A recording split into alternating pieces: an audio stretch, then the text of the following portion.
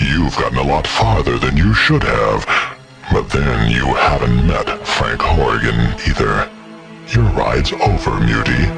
Time to die.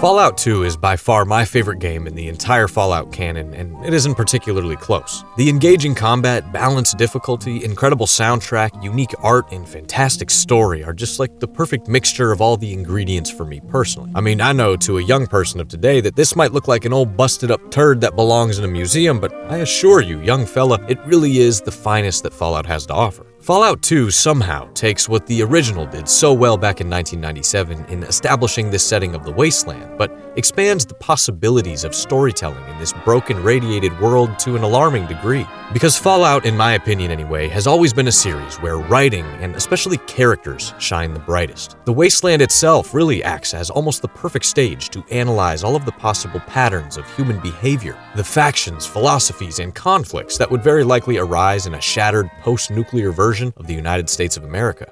I'm talking the good, the bad, and of course, plenty of the ugly. But in this video series, dude, we are most interested in the bad, the villains, and boy, Fallout 2 also does not disappoint in this regard whatsoever. Now, if you've seen any of my videos before, there's a pretty good chance you caught the episode I did on the Master, Fallout 1's expertly crafted antagonist. An amalgam of flesh, machine, tragedy, and genius that very nearly succeeded in his own dastardly schemes purely with the power of his brain. A beautiful blend of so many of the themes found in this series. So today, in the spirit of my love for Fallout 2, I really want to hone in on a very, very different antagonist. But one that also cobbles together so many of the important aspects of Fallout into one intimidating mountain of a man. A man that is considered by many to be the single most dangerous, sinister, and sadistic creature to ever walk the wasteland. A fella that for the most part prioritizes brawn over brains, a terrifying, hulking mass of muscle and mystery, a super mutant freak who is not interested in talking and would love nothing more than to kill you, the player. Frank Horrigan, the face of evil here in Fallout 2. But I should definitely note that the antagonism in this game is not centered around Big Frank here and his personal wants or needs for the wasteland, but instead the wants and needs of his bosses known as the Enclave, a faction made up of the remnants of the United States government, so you know they gonna be pretty evil, baby. And while the Master wanted to turn the entire world's population into mutants, the Enclave seeks to wipe all mutated life out entirely in favor of only purebred, healthy humans, of which there are very, very few.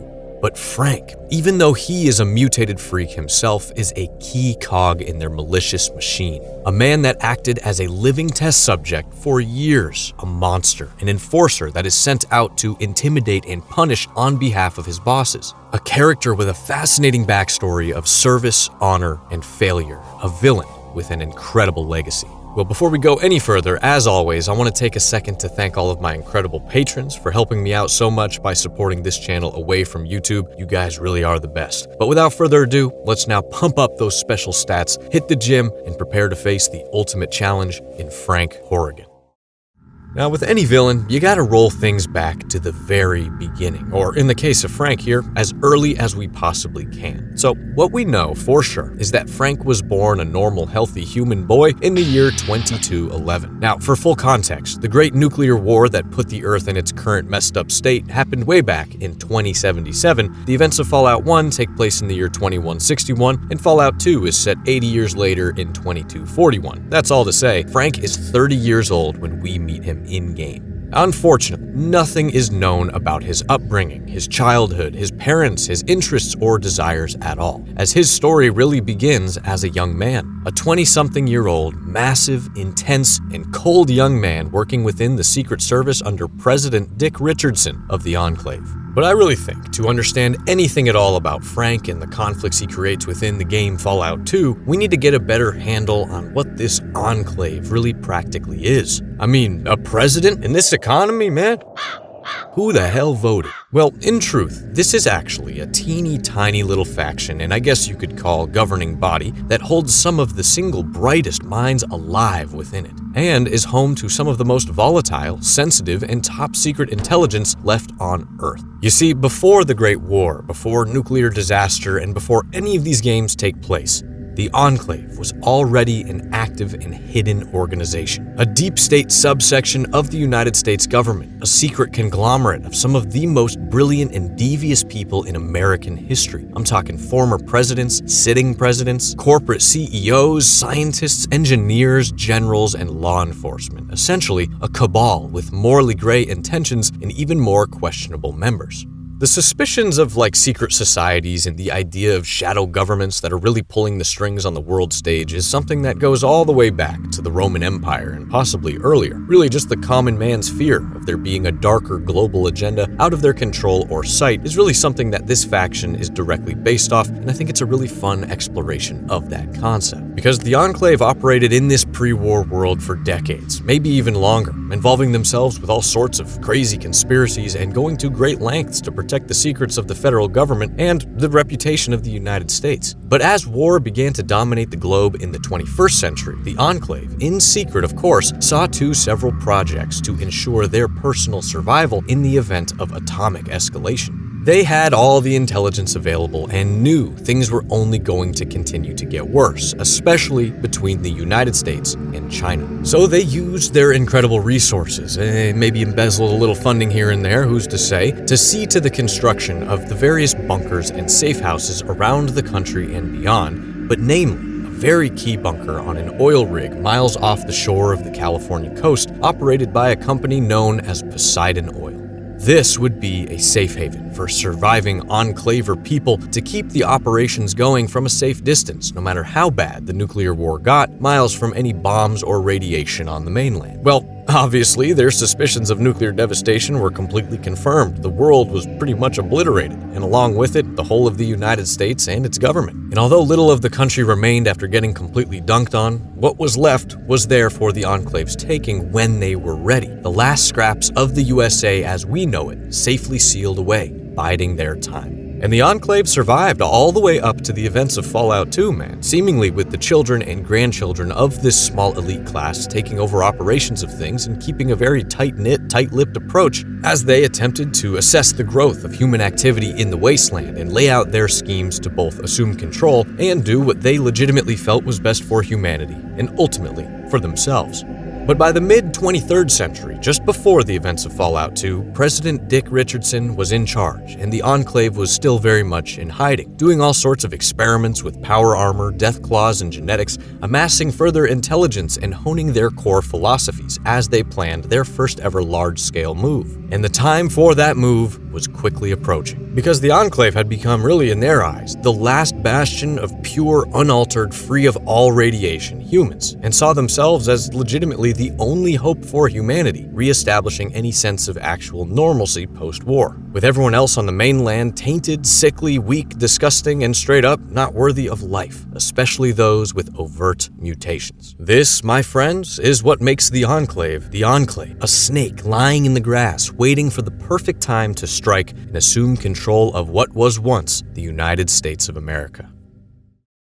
But hold on now, bro. What about Frank, this giant mutated freak that we're all here to learn about today? I mean, how does that thing align with their whole approach? Well, as I alluded to, he was not always a mutant. He was at first, indeed, a completely healthy, normal human flying up the ranks of Dick Richardson's Secret Service. Origin unknown, but an extremely useful piece on the board for this faction. Now, for Frank, seemingly just being some guy, this is a pretty elite position to be in, especially at such a young age, and the advancement of his post was absolutely no accident. Agent Horrigan had an impressive resume with 3 key traits making him a wonderful asset for the Enclave. Number 1, the man was absolutely massive physically. Now, we don't have a confirmed height pre-mutation, but I would guess well over 6 feet. Shoot, I'm gonna give him like 6'8". I mean, he was an absolute brick building with plenty of muscle to go with that giant frame. Number 2, and this is key, brother, his unyielding loyalty to the president, to the Enclave,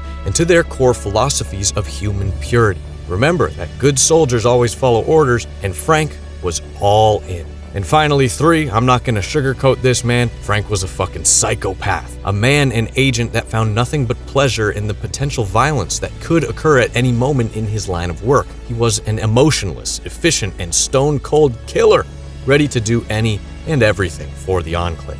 So that's the Enclave, and that's Frank. And in this partnership, Frank thrived. Personal security, surveillance, intel missions, the details of his employment are of course highly classified. But Horrigan was the right-hand man of a dude who could potentially change the world forever. An enviable and impressive place to be, absolutely no doubt about it. Until one day, at the age of 25, at his highest post, something happened. Something bad. Now, the Fallout Bible describes this something as an event surrounding a, quote, psychotic blunder on the part of Frank, which is some funny-ass wording that I really like, but one can only assume Frank did something really messed up, right? Maybe he, snapped the neck of some intern who stepped on the president's shoe, or sided with the Stormcloaks in Skyrim, something really heinous like that. You should let me know down below what you think Frank's psychotic blunder was. But this mysterious and probably murderous event had my man fired from his Secret Service job. Well, not entirely fired, but reassigned elsewhere, one might say, to a much crappier post. How does Wasteland Patrol Operations sound, Frank? That sounds like shit. So that's exactly where he ended up, from looking after the president to running basic scout expeditions with a unit across the disgusting wasteland with all the other Enclave grunts, surrounded by radiation, danger, and of course, muties. But at this point is where Frank's personal life and the wasteland at large would be changed forever. So we have mentioned the Master a few times, right? And I think if you want the fullest picture of this early era of Fallout, you should definitely check out my video on him as well. But his initial physical base of operations for his plan to convert everyone into super mutants was known as the Mariposa Military Base, a place where once scientist and Dr. Richard Gray tragically fell into a vat of a substance known as FEV and was slowly and painfully transformed into the Master that we all know and love. So for those who don't know, FEV stands for Forced Evolutionary Virus, and this was a compound that was first developed and researched before the Great War in an effort to combat biological warfare with China. The US was searching for ways to counteract radiation damage in humans, but what followed was a strange series of tests on animals and eventually people that led to grotesque mutations, cell damage, and countless deaths. Well, this Mariposa military base was one of the labs that acted as ground zero for those experiments. Now, it was eventually shut down and abandoned, meaning that there was pre-war FEV just sitting around in barrels for God knows how long until the Master waltzed on in. During the events of Fallout 1, we, the player, of course, shut this base down again. And by shut down, I of course mean blow it up, because, well, why not? But all of this leftover FEV remained below the surface of that wreckage, safely locked away in vats and barrels festering in the earth. And in the year 2236, just as Frank Horrigan is reassigned to Wasteland Patrol duty, the Enclave rediscovered the ruined remains of that very base. Dick Richardson and his boys saw the Mariposa base and the FEV as a wonderful opportunity to further their research as well as possibly a pathway to new experiments altogether. Because remember, they are searching for options when it comes to wiping out all mutants. Well, naturally, next, they started capturing Wastelanders and enslaving them for manual labor in the excavation process of Mariposa. Crews just like Frank Horrigan's were the ones to kidnap and oversee these slaves at the base, and the operation was a slow but steady success. However, as Mariposa was unearthed, so too was the FEV, and exposure spread quickly. Slaves and workers began to rapidly mutate, experience painful physical changes, and some even died on the spot. The area around the base slowly became a very dangerous place to be, and one member of the Enclave, unlucky enough to find himself changing too, was Frank Horrigan, infected and mutating. Now, FEV exposure typically means graying skin, increased height, increased muscle mass, and in many cases, a decrease in intelligence. So, imagine being the Enclave in this situation. You, a fiercely anti-mutant institution, have this massive, loyal, meatwad dude who worked for you for a while, went a little crazy, and is now starting to mutate rapidly into the Incredible Hulk. So in my eyes, they had a few options here, right? Option A, fire him and plan to execute him like they would any other mutant. Option B, point him in a random direction in the wasteland and tell him to get lost ASAP. Or C, bring him back to the rig to endlessly experiment in an effort to weaponize him into an unstoppable killing machine. Yep, carrying on in the spirit of the United States government, of course they went with option C here, boys. Frank was immediately recalled from his patrol duty and brought back to be operated on and observed for just over 2 long years. Understandably, the Enclave wanted to take advantage of this unique opportunity with Frank as a means to better understand FEV, super mutants, and radiation. But all the while, the scientists around him pushed his physical body to the absolute limit, giving him controlled injections of a specially doctored form of FEV, as well as other compounds and chemicals, seeing how big, how strong, how deranged they could make him while keeping him fully alive and mentally stable. Now, for most of these 2 years, Frank was heavily, if not fully, sedated, but on occasion would have to be woken up for specific tests. I imagine for things like muscle elasticity, range of motion of his massive limbs, or psychological assessments, but every single time he was roused, violent incidents occurred. Of course, we don't know the details, but I assume these incidents involved him like ripping the closest doctor in half or something similarly gruesome before he would be put back to sleep. But through this painful process, Frank did not turn into a super mutant like others exposed to FEV, but was altered and transformed into something altogether different and singular. His DNA had been scrambled, cybernetics were added to his skeleton and tissue, power armor physically grafted onto his body, and a very intimidating helmet surgically fixed to his skull. But this armor kept him alive, constantly injecting him with various medicines, compounds, and stimulants. Frank was now more like Frankenstein, a freak, a cyborg, more machine than man. But the experiments were starting to grow stale for the Enclave after a time, and with little else to really learn from him, they decided to go ahead and activate Frank as an operative once again. I gotta say, it must have been pretty terrifying to finally wake dude up and just kinda see what happens, but after a few small field tests that were extremely successful and efficient, Horrigan was officially given his new role. I like to call it the Fist of the Enclave. Now, I want to go back to something I said a moment ago about mutation in many cases causing the resulting super mutant to lose a substantial amount of the intelligence that they enjoyed as a healthy human. Because when you think about it, as massive and physically imposing as Frank was after this transformation, he would be of little use if the dude was as smart as a first grader. But this unique, carefully curated mutation process not only prevented Horrigan from becoming an idiot, but potentially and arguably made him a little bit smarter than he was before. Add on to that he remained fiercely loyal to the cause, not ever even seeing himself as a mutant, but simply as Frank. They really baked this bread just right, baby. I will say, though, that to this day, there's a bit of a silly debate out there on the intelligence level of this villain, but I'm going to come back to that at the very end of the video. All that really matters is that Frank Horrigan had at last been created, standing at nearly 12 feet tall and weighing possibly up to 2 tons in all of his armor and bulk. That means I almost weigh as much as your mama.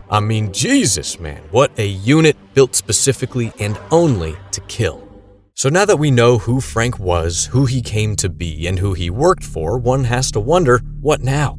What is the plan here? During the actual events of Fallout 2, what is happening, why do we care, and what are we going to do about it? Well, we established that the Enclave enjoys themselves some pure human supremacy, right? But dude, this is nearly 200 years after the Great War. So during Fallout 2, nearly everyone and everything on the planet has been born into a situation where there's radiation and mutation all around them. I guess unless they're one of the lucky ones still within a specific vault somewhere. But the water, the food, the plants, the wildlife, everything has a level of nastiness here in the wasteland. So truth be told, what the Enclave is really interested in is genocide. And if you take a general glance over the wasteland, seeing all of these various factions, townships, and crude human systems that have taken root in this new world, I'm sure the Enclave also would be delighted to wipe all those out just to start anew and grab the vacant seat of power. But now there's the question of how. How are they going to do something on such a large scale? They are grossly outnumbered. Well, my friends, it all comes back, as it often does in Fallout, to the forced evolutionary virus. Specifically the samples that Frank and his guys were able to uncover at the Mariposa military base. Now, all of this to me makes a lot of sense, that the compound responsible for these crazy mutations could also potentially hold the key for a deadly form of FEV that could be specifically engineered to kill off all of those with mutations present in their DNA. I mean, just strictly as far as sci-fi goes, I buy that. And this deadly Enclave-altered FEV was dubbed Curling-13, named after its creator, Dr. Charles Curling. And boy, was it very effective. The president determined that by using it, they could wipe out 99.5% of the population in one pass. Yes, the FEV virus. It was originally developed to turn soldiers into super warriors, but it failed. However, our brilliant chemical core altered it to turn it into a staggeringly effective killer. Any humanoid that isn't inoculated against its effects before its release will die. That is the project. That's humanity's last best hope. That's what we've been working towards all these years. We can release it right here, and the jet stream will carry it worldwide. It'll have plenty of time to cleanse every nook and cranny of the globe. It's pretty damn sinister, boy. The current US government would be very proud. And then, of course, you have Frank, who all the while is sketched out to act as Enclave muscle as well as an idol of fear, protecting the secrecy of this plan, securing necessary resources, capturing innocents to be used as test subjects, and squashing any opposition or whispers of mobilization amongst the denizens of the wasteland. And okay, all told, taking a step back here is a pretty damn good plan, right? What the hell can we do against such a storied and well-endowed secret society? Well, ladies and gentlemen, allow me to introduce you to the single most powerful and significant of all the Fallout protagonists across the entire series, a man or woman simply known as the Chosen One. One of my favorite things about Fallout 2 is how heavily the narrative and game world have been impacted by the events of the original game. I mean, you really feel that passage of time, and it gives all of your deeds in the original Fallout sort of a mythological feeling, if you get what I mean. These places and people and things have been immortalized in the culture of the wasteland some 80 years later. I mean, we already saw how the Master's downfall directly led to the creation of a creature like Frank, but it gets even more interesting when you look at the protagonist. The Chosen One is the direct grandchild of the famous hero simply known as the Vault Dweller, aka the protag of the original game. Now, if you need a little refresher, the Vault Dweller originally went out on his or her quest simply to find a water chip for their home, Vault 13. But they quickly ended up entangled in a much larger mess with the Master, the super mutant threat, and everything that went along with that. Well, when the Vault Dweller finally cooked that old sack of doo-doo, they returned home at last only to be turned away at the door. Yes, for all the pain, suffering, and sacrifice you personally endured during Fallout 1, the final shot of the entire game is your character being deemed too much of a threat to the long-term safety of the Vault due to your notoriety, and you are sent off into the wasteland with no place to call home. But that, of course, was not the end for the Vault Dweller. Oh no.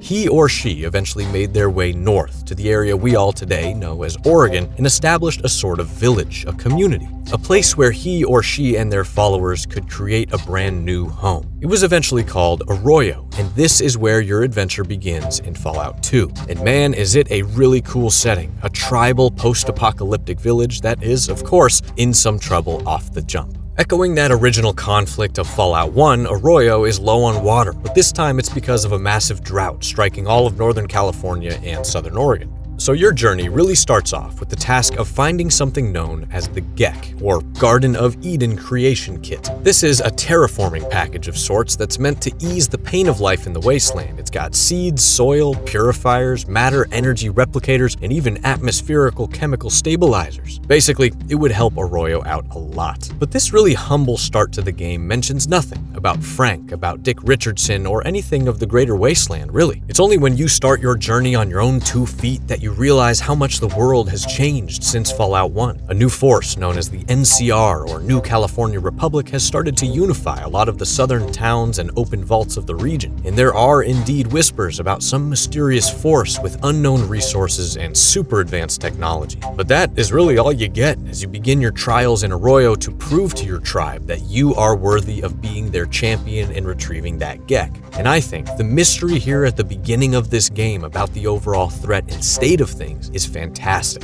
Any true open-world game should absolutely take notes and let the evil of the world be more of a slow burn of a reveal. Letting the player get their feet wet, get comfortable, and interact with common people and places before seeing those things altered by the opposition is such a great and classic way to build that sort of narrative tension and fear surrounding your antagonists. Man, I just fucking love this game. Well, anyway, off the Chosen One goes, man, to find the Gek and set themselves on an inevitable collision course with Frank and the Enclave. But after a long, fascinating, funny, and enjoyable adventure through the wasteland, of course. But the bad news for you is, well, Frank and his bosses have particular interest in both Arroyo and the ultimate destination on your Gek quest, Vault 13. You see, things with their curling FEV are close to being done, but they desperately need more pure human test subjects. Both places are gutted, and this really is your oh shit moment. Your call to action to step up, earn that title of Chosen One, and track these bastards down to save your people and ultimately the wasteland. But a fun side note here. There is a little encounter that you can catch to see Frank Horrigan super early in the game and get a preview of his malice. Just outside the town Klamath, there's an old man who gets absolutely destroyed, dunked on, seemingly because he has some information that the Enclave sees as dangerous. But look how massive, how swole, how evil, and how intimidating this dude is. Now, overall, I would say Fallout 2 has a rather straightforward main quest, but really the appeal of the game is in its world, the side activities, the numerous opportunities for player choice. So during the kind of adventure part of the game, the Chosen One will go off and discover all sorts of things about the wasteland. Visit various towns, meet interesting and funny people, learn about the NCR, check up on the Brotherhood of Steel, and gain intelligence about the various conflicts that are currently taking place around California. But while you are doing all of that, Frank Horrigan is getting busy, going around and further brutalizing the entire wasteland. For example, during your quest, he is deployed to exterminate a group of highly intelligent and peaceful Deathclaws. Yes, Deathclaws, those massive dangerous beasts. Now, this was one of the Enclave's so-called failed experiments, because they were injecting these creatures with FEV in an effort to weaponize them. But instead of becoming mutant-eating crazy shock troops, they found kind of new purpose and peace in their boosted IQ and became friendly with humans living within Vault 13. But thanks to Frank, very few survived this massive purge. He also tracks down a character named Matthew of the Brotherhood of Steel and pretty much eats him in one fucking bite because it was discovered that Matthew was secretly observing the Enclave and trying to gauge their intentions. And I mean, really, truthfully, within the game, this is what Frank is as a villain. He's like Darth Vader, a dog sent out into the field to clean up discrepancies and make the issues on his president's mind disappear. So okay, I mean, this game is kind of massive, dude. If you're just doing the main quest alone, it might take you around 30-35 hours, but if you're taking your time, exploring, trying to see and do it all, my boy, you're gonna be looking at 80 to 100 hours of game time. So, for the sake of my sanity and the length of this video, let's speed things up a little bit for the Chosen One here as he or she gets right on the breadcrumb trail of the Enclave. So the events of the latter stages of the game surround two key things that the player discovers. Number one, an oil tanker ship in the harbor of San Francisco called the PMV Valdez, and two, an Enclave military base located north of San Francisco in Navarro. The ship is key to finding a way to that secretive oil rig where the Enclave has been hiding, but it is old, gutted, and the navigational systems have been shut down. But with the help of various characters across the wasteland, namely an Enclave deserter named A. Ron Myers, the Chosen One is finally sent to that military base to track down a key fob that will aid in activating that tanker's systems. And around this point in the game, you meet two of the funniest characters ever. You are out of uniform, soldier! Where is your power armor? Don't have any? You expect me to believe that, maggot? Enclave here. Why isn't your video feed working? Who the hell is this? The President of the United fucking States of America. Who do you think I was talking about? The fuck? Who is it? What? I should kick your fucking ass. Who is this? And eventually, you do find yourself activating that old rust bucket and heading right to the heart of the issue. The Enclave oil rig, President Dick Richardson, his scientists, engineers, and of course, Frank Horrigan await your unexpected visit. It seems the only way to succeed here is to catch these bastards by surprise. And I think it's worth noting how different the opposition toward the end of this game feels compared to the Master and Fallout 1. I mean, this is the United States government hubris we're kind of seeing here. When you get face to face and confront these big-time characters, they are very confident that they are about to succeed no matter what you do or say now. The big plan is humming along and all coming to a head. It is days, if not mere hours, away from completion and full deployment. But of course, that's just what these assholes think, because in classic Fallout fashion, you get your chance to talk to not only Dick Richardson, but Dr. Curling, who developed the entire virus. You get to have your voice heard. And hey man, if you're clever enough, you can convince Curling that this entire thing is messed up and he will aid you in sabotaging the Enclave. However, with President Dick, the only way through is assassination, which makes a lot of sense. I mean, this is his life's ultimate work right here.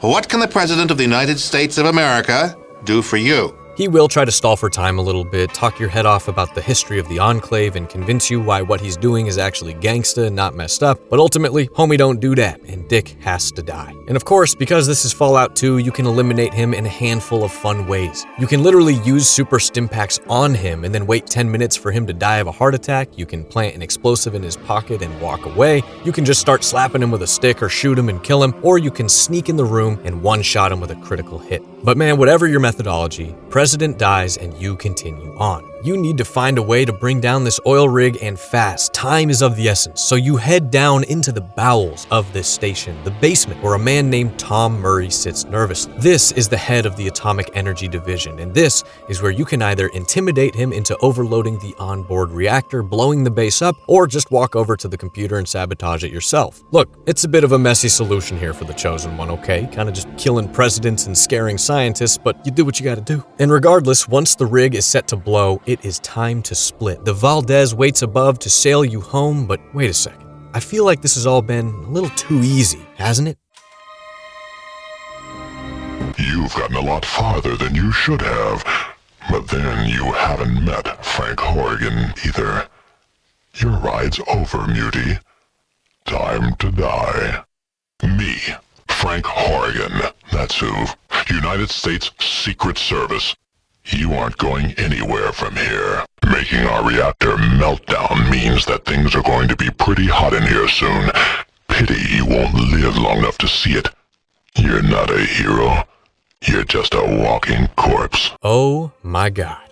It's finally him. After this long, laborious quest, the first time you get to come face to face with Frank Horrigan is at the very end of the ride. The rig is falling apart and Frank wants to take you down with him. I mean, the voice, the stature, the confidence, this man oozes violence and malice. And I know I am not the only one who feels the levity and lightheartedness of Fallout 2 absolutely go out the window when Frank appears. This is deadly, serious, endgame business time. Do or die. But I actually want to pause really quick and just take a closer look at Horrigan in this dramatic setting as a video game boss. Now, I know it's been like all lore up to this point, so just bear with me, dude, but I want to try to highlight, if possible, just how difficult and insanely scaled this Frank boss fight is. So just for in-game numbers, Frank has a staggering 999 health. That's maxed out, baby, the most you can have. But he also boasts perfect special stats. Now, if you don't know, in Fallout, special stands for the character attributes: strength, perception, endurance, charisma, intelligence, agility, and luck, with Frank scoring a 10 out of 10 in each one. Now, there are only 3 other antagonistic characters in the entire series that can say the same, but they all came in the later FPS Fallout games, where specials carry quite a bit less weight. Now, that 10 in intelligence is definitely what brings so many fans to argue that he is in fact a pretty smart guy. But I counter that by saying they just wanted Frank to be a nearly impossible obstacle at the very end of this game and pumped all his stats all the way up. I wouldn't read too much into it as far as the lore or the characterization. Now, as for weaponry, Frank has a massive plasma gun as well as a big-ass knife, and thanks to all of that agility, sports a ton of action points, meaning he can attack many times per turn and really chew you up quickly. Add in all that grafted on power armor, which gives him resistance to pretty much every damage type, and the fact that you can never deal more than around 190-195 damage to him at once. Yeah, this is an extremely challenging boss fight, maybe the hardest in the entire series. As well as being the only endgame encounter across the first 2 Interplay games that is non-negotiable. I mean, you're always given the option usually to try to talk your way out of things, but Frank doesn't play that shit. This is the end of the road, and he is going to kill or be killed for the Enclave. Not to mention, this room you fight Frank in is lined with deadly turrets that will pummel you while Frank literally rips you apart. Well, there are a few little things you can do to help yourself out. By taking out the president, you get the presidential card key, which can be used to turn those pesky turrets against Frank. But additionally, there's an Enclave defense unit led by a certain dude named Granite that can be pacified and recruited to help you out in your escape. But look, no matter what you do, no matter how you build your character, and no matter how much you prepare for the Horrigan fight, it will absolutely push the Chosen One to the limit. And now a fun side note. So there's a unique item in Fallout 2 that you can acquire called the Mutated Toe. And well, it's your toe. If you spend enough time around toxic waste, you will grow a sixth little fella on one of your feet that you can have removed by an auto-dock. And there are several NPCs who will tell you, completely as an Easter egg, that having that toe will let you one-hit kill Frank at the end of the game. Now, I'm devastated to report to you that that is not true, but it does lower his health by 3 whole points down to 996. I love that. It's so fucking stupid. But okay, back on topic, I do think it is really cool that there is no speech option to deal with Frank. You got your chance to talk with the president and the other people around him, but Horrigan is not engineered to compromise or engage in civil discourse. He is, in his heart, a warrior, and one that will meet his end on the battlefield, honor and glory. So however you min-max or cheese this encounter to finally best Frank, even when he does fall, he simply splits in two and continues to talk shit to you. You haven't won here. You and your muty bastard friends are gonna join me in a big old mushroom cloud send-off. I just triggered the self-destruct. The work will go on. You didn't do nothing here except seal your own death warrants. Duty. Honor. Courage. Semper Fi. Before finally having his armor and internal systems destabilized and his head literally pops. Gotta be one of the coolest death animations in any isometric game ever, and I love that he gives out a Semper Fi as his last words. So from here, the Chosen One escapes, and based on the numerous player choices you face throughout your adventure, you are granted an ending. And buddy, there are 47 different possible ones to achieve. Now that is replay value, holy smokes, and downright impressive for a late 90s PC game. And I just love how the only sure thing across every single person's playthrough of Fallout 2 is that Frank Horrigan must die. The Enclave must fall. Now, I fully recognize that usually these videos are closely kept around the events, the life, and the philosophies of our villain. But I think you've seen that Frank isn't a typical subject in that way. This video is much more about what Frank represents and stands for and with than what he personally feels about anything. He is loyal to a specific cause, to a future for the wasteland, and to a president of a country that no longer exists. His duty-bound, militaristic, brutal, and cold approach is absolutely a reflection of the Enclave itself, but by extension, it feels like a commentary a little bit on the United States of America. The face of which is this seemingly kind old white grandpa, but the boots-on-the-ground reality is all about murder and control. I just think Frank is one of the more interesting characters in all of Fallout. His track record of insanity and then being rewarded with these super mutations and unlimited physical power truly turned him into an unstoppable force. But ultimately, his downfall was due to, yes, the Chosen One being an absolute legend, but really, Frank's allegiance to an institution that at the end of the day would have likely eliminated him like any other mutant to see their vision of a pure human wasteland come true. In many ways, he isn't much of a villain, but instead a tool, a guard dog, a meat puppet, something to be used for a greater purpose. And if I'm honest, as much as I love this game and Frank and the Enclave, I find Horrigan to be tragically underutilized as an antagonistic presence within the context of the gameplay of Fallout 2. I mean, looking at all the mutant-type characters we have seen over the course of this series, I feel like Frank could have been something a little bit more, you know? Someone conniving and malleable. I mean, look at the Lieutenant from Fallout 1, dude. Super mutant, yes, but super genius and super layered, taunting the player in ways and giving direct reasoning for his and his master's ways. I suppose that's also not really the point of Frank, right? He is meant purely to be this beast, waiting for you at the end of the line. You get little glimpses at his cruelty and deeds, but don't truly know what you're up against until he is staring right down at you. So ultimately, I think the legacy of Frank Horrigan is fear. The fear that he strikes into the heart of the wasteland as well as the player. Truly the ultimate combat challenge waiting for you at the conclusion of the best Fallout game ever made. And while the Master represents the science, the horror, and the brainy side of Fallout, Horrigan is the idol of savagery, order, and brawn. A villain that has found a home in the hearts of Fallout fans for years, and one that will continue to live on in legend into the future. Thank you guys so much for watching and or listening to the very end of this video. As always, it means a ton. Just by chance, this video is coming out almost exactly 1 year after the episode I did on the Master, and I sincerely hope I don't wait this long to tackle another Fallout villain because, man, there are some good ones left out there. And overall, I'm attempting to up the production quantity on this channel moving into the summer, and I have some very exciting projects in the works that you guys are going to love. So I want to thank all of my patrons once again. Thanks to all of you for always showing up and supporting what I do. I love you guys, and I will talk to you all very soon. Until next time, peace.